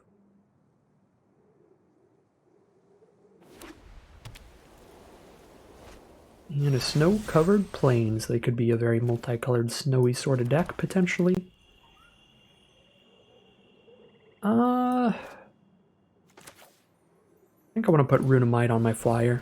So I'm going to play the Courser, then I'm going to play Champion Runamite on Courser. So that I get the damage in with Courser the turn that I play the rune. Packmate is an incredible card. 2 mana, 3/3, and they draw a card because they went ahead and foretold it. Could make a Death Touch Trampling Courser, which is cute. I guess we might as well double cycle these because they're going to be free. And I do have a couple ways in the deck to bring them back, like the Master Scald. Hold up a Wings of the Cosmos, I guess. But yeah, we have a Master Scald and Shepherd of the Cosmos. Those can both bring back runes. The Shepherd can bring back any permanent with mana value 2 or less, and the Master Scald brings back any enchantment. So, I mean, they're probably going to kill Courser, get rid of all these runes, but still solid value because they cycled immediately. Drew us some other cards. And got on a tiny bit of extra damage in the meantime. And our opponent is very much a very multicolored snow deck here.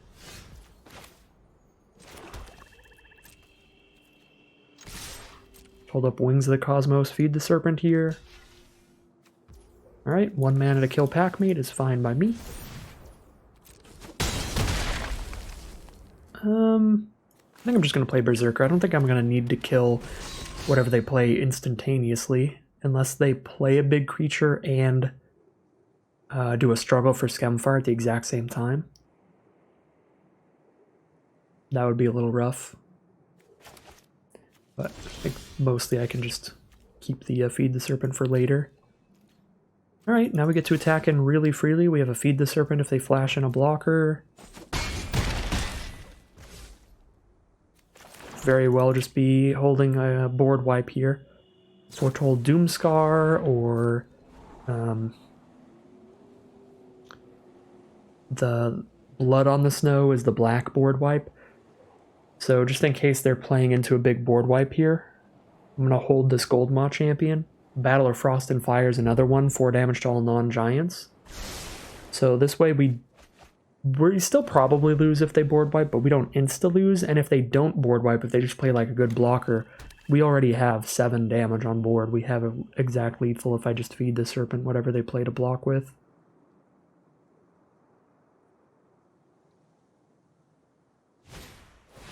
There's a Packmate. That is not a board wipe. Hopefully they just have like a struggle for Skemfire to go with it here, and then we can 2-for-1 them with the Feed the Serpent and guarantee lethal. Okay, they're going to pass turn. We're going to try to Feed the Serpent.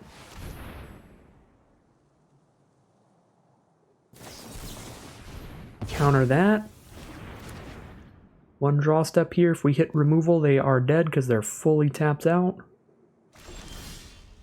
Did not hit removal there, so we would have killed them if we played Champion, but again, we would have been super dead to board wipes, and there's like 4 in this format. There's at least 3 Because there's Battle Frost and Fire, Doomscar, Blood on the Snow. That would all be very accessible to them. Okay, if they had it, they would have used it immediately. So now we know they have to draw it literally just right off the top. So at this point, we'll just play the champion. If we're going to lose to them top decking a board wipe, then so be it. Not a lot we can do about that at this point. Would be super rough to lose because I played around the board wipes there. But I just feel like they're very, very prevalent in this format. Alright, they are going to scoop them up. They did not find a board wipe, so we are going to get there again. That play at the end didn't really work out. Maybe it's the wrong play, because it is playing around a rare, but again, there's 3 different rares, and they'd all be very playable for that multicolored snow deck. I don't know. There was risk to it for sure. They didn't have a board wipe and they just went for a bunch of single target removal. Could have played really poorly for us. Will still get us there in the end. We are at 5 wins. We are in the money, 1,600 gems and 4 packs out of the 1,500 gem event. Super happy with this now. 5-1 heading into round 7. Here we are on the play with a turn 2 Shieldmate. Gonna keep it here. We have Shieldmate and a trick to go with it, and then we have Burning Rune Demon in the late game. The really awkward part is the Rune of Might. There are 3 different cards in here we could draw to be able to cast that. So eventually should be okay. 3 cards out of 32, probably in about 11 turns we can probably use Rune of Might. And we can just pretend we mulligan to 6. This is not a bad mull to 6. If we just pretend this card doesn't exist in the hand, it's still a solid hand to start off with. Alright, it's a perfectly fine trade. They don't even want to go for it. Foretell the Shepherd. Could trade Wings into that. It's also a fine trade.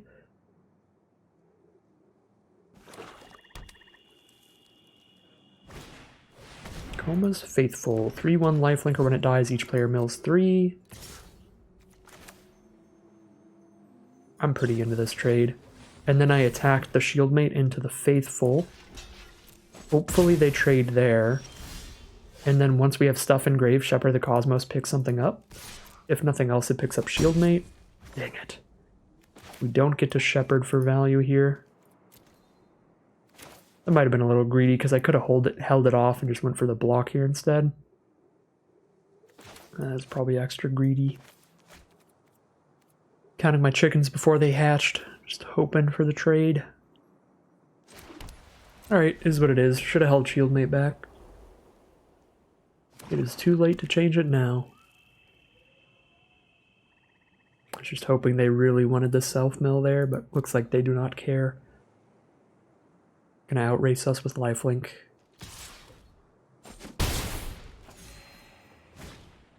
Just spare a sentinel. Okay, Shieldmate is never getting in again. Play Raptor and pass. Their Faithful's never getting in either now, which is awkward for us because we actually want it to die for Shepherd.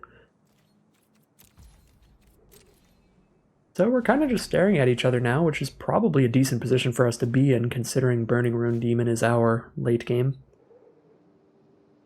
Likely at least a little bit better than their late game. They are a green deck, though, which does have pretty absurd late game in this format with all the Ravenous Lindworms and such. Foretold a card.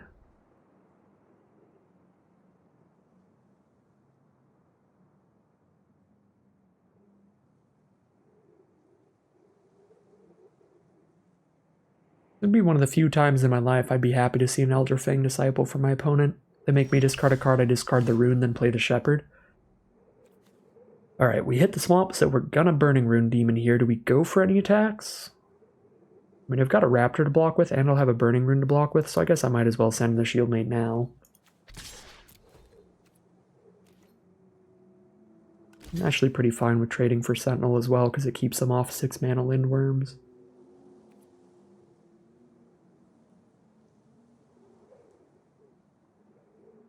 And again, we get our 1/1 out of Shieldmate when it dies. Okay. Trade Shieldmate into a combat trick that could also counter a removal spell. Pretty happy with that, too. Shieldmate's not that impactful on the board, so I'm not going to Shepherd here. I'm going to go Burning Rune Demon.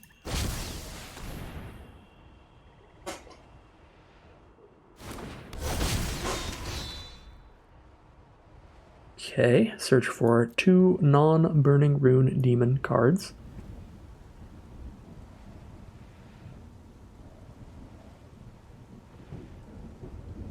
Tempted to choose like Goldvein Pick.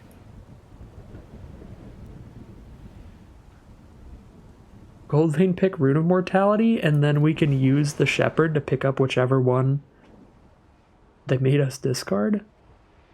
It's probably more cute than anything else, but I'm going to do it anyway.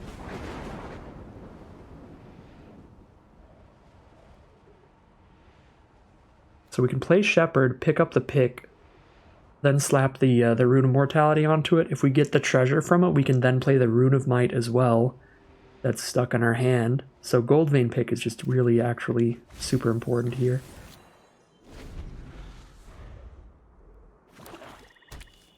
And again, a Goldvein Pick with Death Touch Trample, if they don't get a Masked Vandal to exile it, should be absurd. And that was probably a hard choice for them too, because we have the Rune of Mortality to put on Raptor just on board now. Even if they don't know that we can get back the Goldvein Pick, they know that we can put a Rune of Mortality on a first striker. Blood on the Snow. Alright. We found the board wipe in the next matchup. What?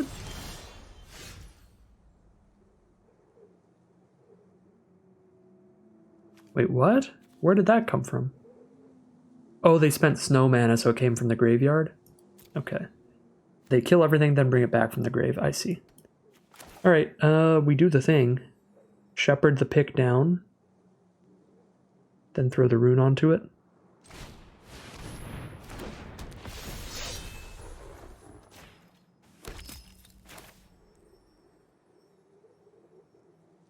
I might go Story Seeker here, and then just put the rune on the pick next turn. Got the mana to do it later, so let's make sure we get rid of our creatures' summoning sickness so we can start beating them down after this board wipe.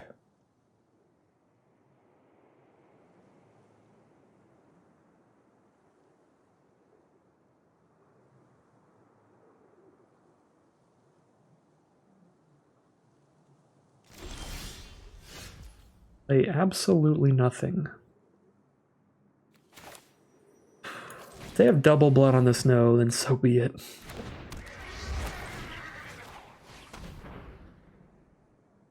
Play the Courser first for the mana discount here, because I'm going to want to play both regardless.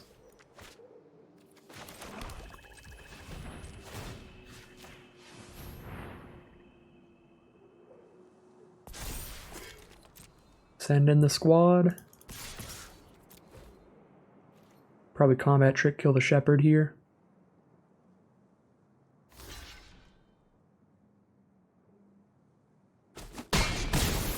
Oh, it must be Jarl to kill the shepherd. Yep, that is fine by me. Goldvein Pick's gonna win us the game, even if we put it on 1/1s at this point.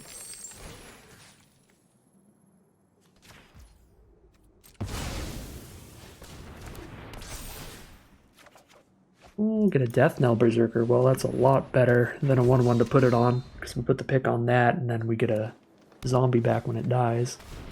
No! Mass Vandal, such a frustrating card. The most easily main deckable artifact enchantment removal in the history of mankind. So depressing.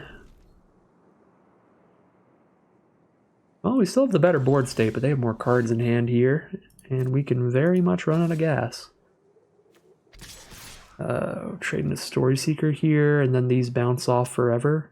Actually not a reason to attack with the 2/2s. We just get a trade and a bounce, and then we just go bounce, bounce, bounce, bounce, bounce, and never get in damage there.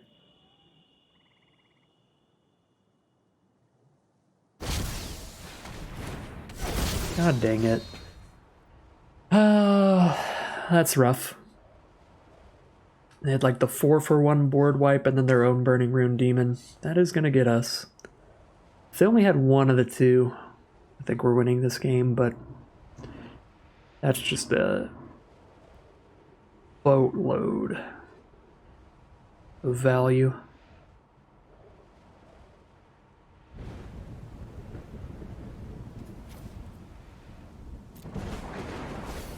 Those are both really bad for us.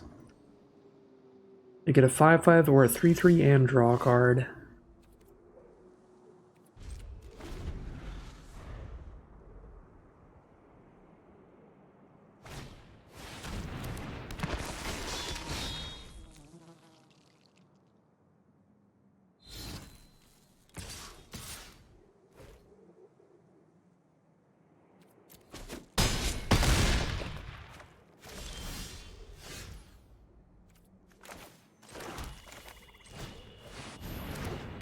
Syria could be okay for us.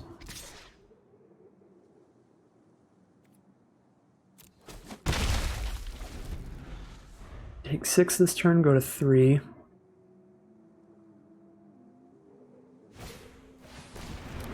Elvish Warmaster.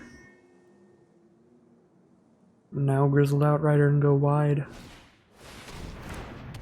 Yep. Warmaster's pretty deadly. They give 1, 2, 3, 4. They give all 4 of these Death Touch and +2/+2. Yeah, we're pretty dead. Bind the Warmaster in gold, but still kill us with the Burning Rune Demon. I mean, they still have, what, 1, 2, 3, 4, 5, 6 attackers.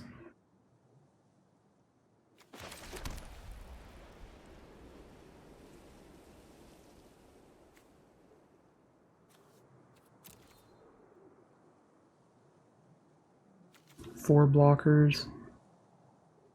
1, 2, 3, 4. Take 1, 2, 3, 4. I bind the demon instead of the Warmaster. This is a 7/7 Death Touch, 3/3 Death Touch, 4/4 Death Touch.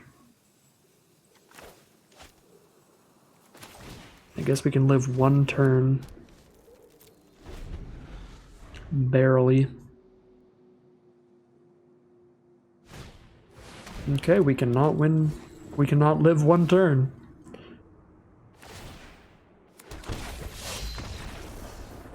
That was a bit of a rough one there.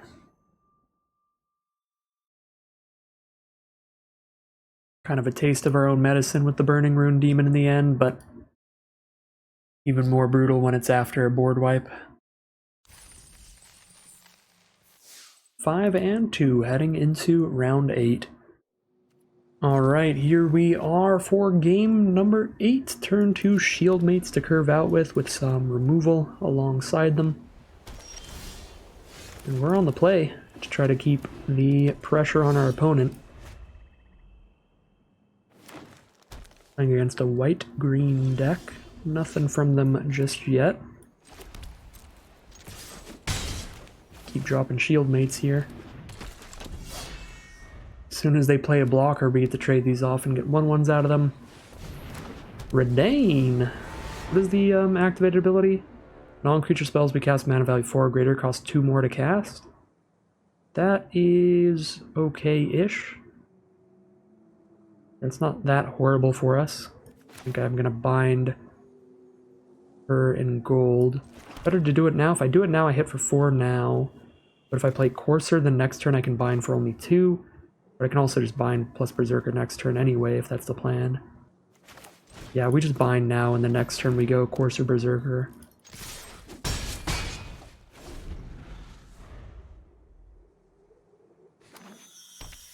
Tyrite Sanctum. Put a counter on her. They're already getting a counter on her with Fall of the Imposter. Here's a Feed the Serpent if they free her from the bound in gold. Exile a creature with the greatest power among creatures target opponent controls. So they're going to kill our Starnheim Courser. I think it's still better to curve out here. because I mean they're at 10 life now. 8 power on the board if we do this, and they don't exile until next turn. If I hit a land, I can exile a blocker and put them to 2.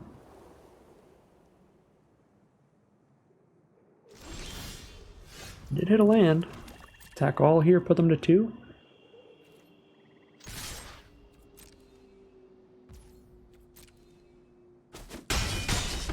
They sure are at 2 life. Now they exile Starnheim Courser with Fall of the Imposter.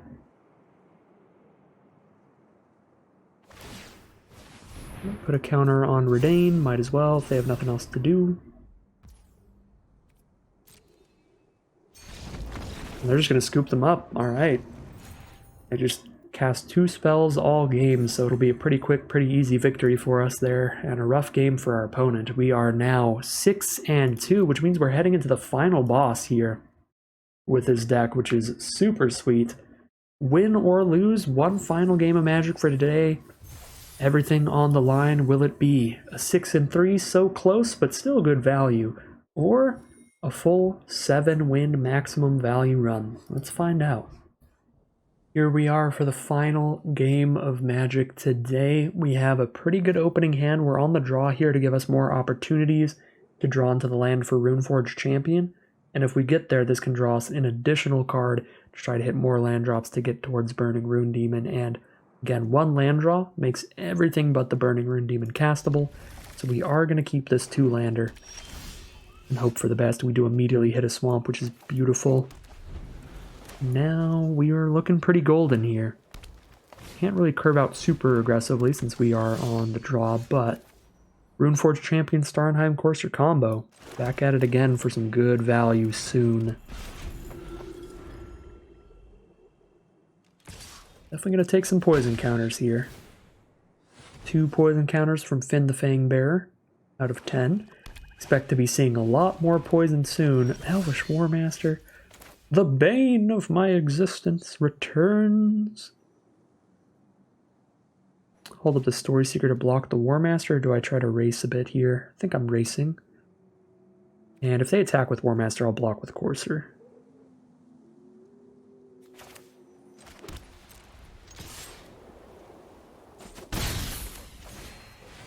Runeforge next turn. Runeforge plus Courser means we'll have both runes in hand and we'll cast them for free. Elderleaf Mentor? Good God. Hit for 2 poison. We're at 4 poison now. Alright, a 2-3 blocker's pretty good on this board. There is that. We want to wait to play the land until after I play the runes.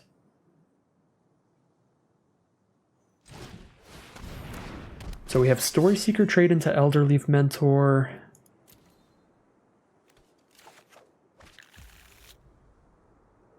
And Runeforge holds the other creatures off. So I'm pretty sure we're just fully suiting up the Centaur, or the Starnheim Courser here.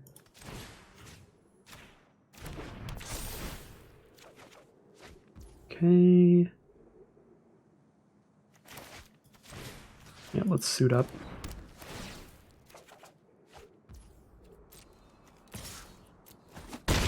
Primarily just cycling them away, but also trying to get 1 extra damage every turn off the Courser. Could put the Death Touch on the Story Seeker there so I can trade into Finn.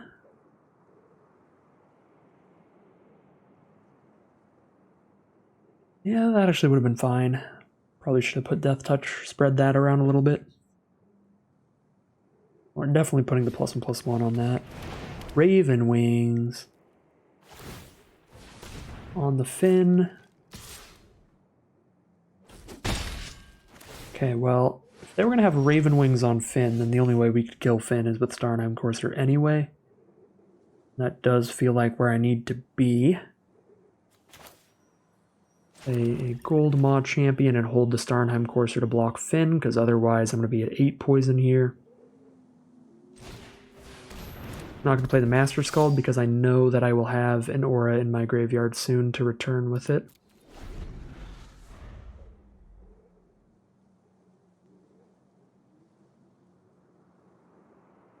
This is going to be very sad if they have removal to kill Starnheim Courser, because then I'm going to have to block Finn with my Burning Rune Demon. If they have 2 removal spells in a row, this is just going to be a sad, sad game where we just die to poison very quickly. Alright, Packmate's coming down. They're going to draw a card.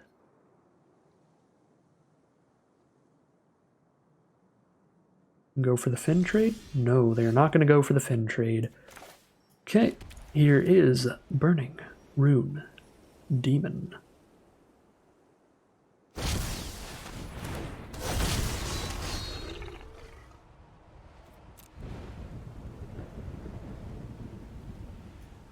Just 2 removal spells here. Feed the Serpent Bound in Gold. With this board state, I live in fear of this Finn. I honestly think I'm just on 2 removal spells.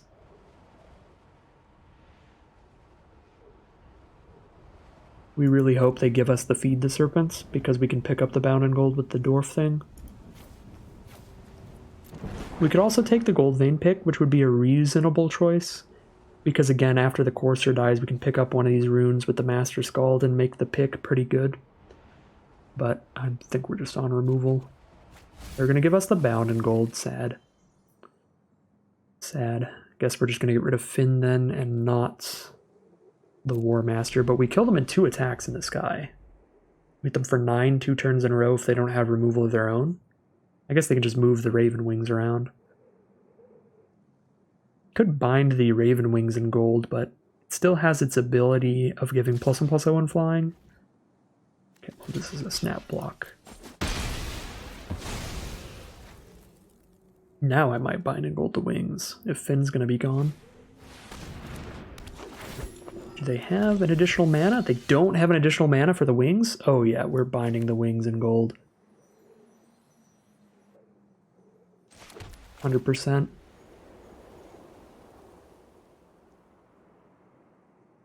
Got a Faithful to gain some life. It's going to take 3 attacks to kill them, even with Faithful.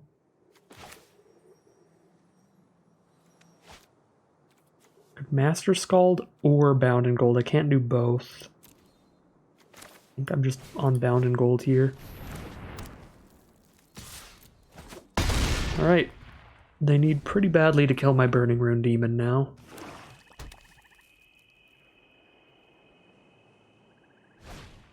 Infernal Pet, that will not kill it. Send in the Faithful, trade Lifelinkers here. They still die in 2 swings.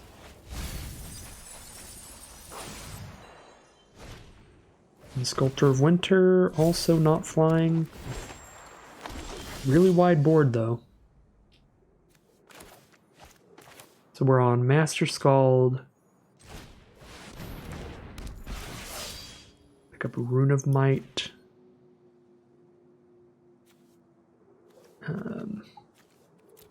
Because we do still have Runeforge Champion, so we'll get the extra damage here. The Death Touch rune would have been fine too. But I'm just gonna, just in case they get like some other amount of incidental life gain and we have to like 3 swings to kill here. So might as well fail on green, weirdly.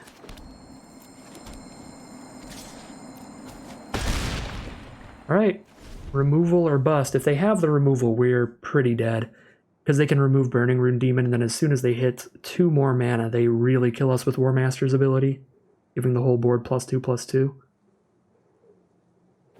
So our opponent definitely has outs here.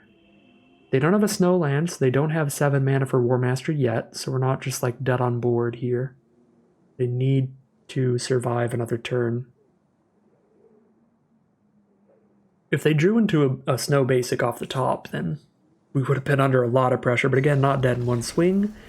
So not good enough. Very, very close game though. Very hard fought from our opponent with a lot of stuff from the War Master, but no removal to get rid of Burning Rune Demon means it's just going to take the game. Just a gigantic flying demon to find lethal for us. We are 7-2. Nice 7-win run today. Not too much to say about the draft. This was a really, really basic one. So not too much to say about the draft or the gameplay that was particularly excellent. We just got pretty lucky in the draft pod and ended up with quite a powerful deck. Definitely a part of the draft format is variance, Sometimes your opponents are going to have super sweet, super lucky, just incredibly powerful decks, and sometimes you are. And today we did. We got a Kaya, a Burning Rune Demon, a Runeforged Champion, and if you're not even just counting rares, we also have really premium uncommons like Shepherd of the Cosmos, Furia being quite solid too. Just a bunch of busted stuff, lots of good removal, Gold Vein pick with 2 runes. The pretty sweet deck today, pretty simple draft overall. Took a Kaya, stuck to her, and got rewarded. Our colors were more than open enough, getting past other powerful bombs on color. So super simple draft today. But I'm all for it, I'll take it. 2,200 gems in 6 packs. More than good enough for me. That is the maximum prize out for today's draft. Well, that is going to end today's video. If you enjoyed the video and you'd like to see more, you can like, comment, and subscribe to let the YouTube algorithm know to send you more in your recommended feeds. You can check out the Twitch channel at the link in the description below where I'm live multiple times a week. And you can check out the Patreon link in the description below if you'd like to support the channel directly. Outside of all that, as always, thank you very much for watching, and I will see you again soon for some more Magic Arena.